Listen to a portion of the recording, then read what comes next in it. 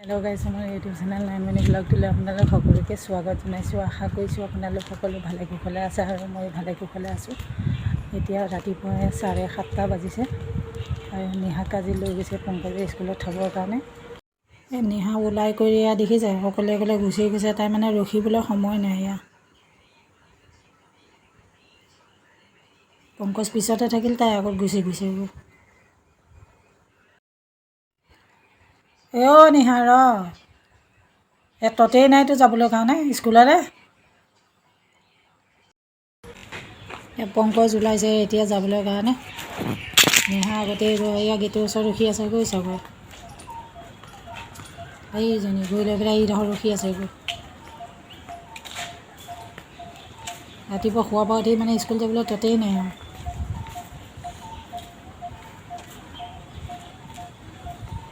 আজি পংকজে ছুটি মাৰি ঘৰতে আছে যে, সেইকাৰণে তাক মই ফাচলাই মানে নিহাক স্কুলত থ'বৰ কাৰণে পঠিয়াই দিছোঁ, নহ'লে নাযায়।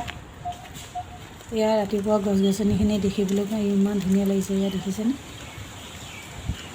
সেউজীয়া সেউজীয়া।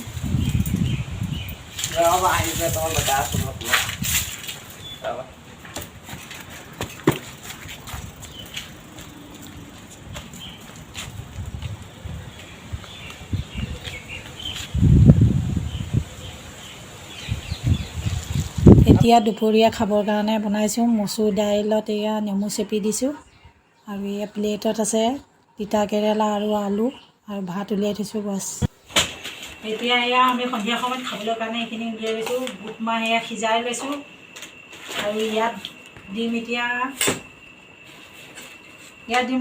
পিঁয়াজ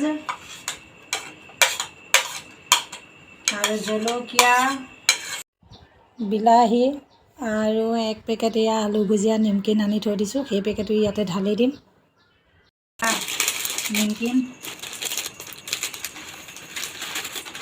নিমখ দিয়াই আছে, তথাপিতো অকণমান আকৌ দি দিছোঁ আৰু কম হয় বুলি।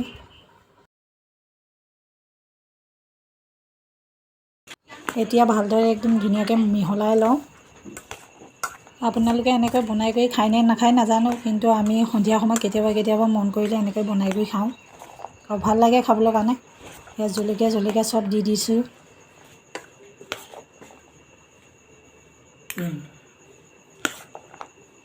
ঘৰত দুটা বাতি আছে যে, আমি 3টা মানুহ বছ।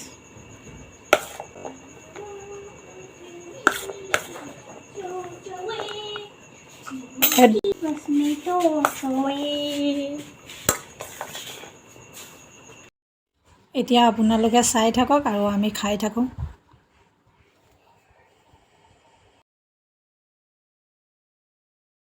আমি খোৱা বুটৰ চানাটো কেনেকুৱা লাগিল আপোনালোকে জনাব আকৌ।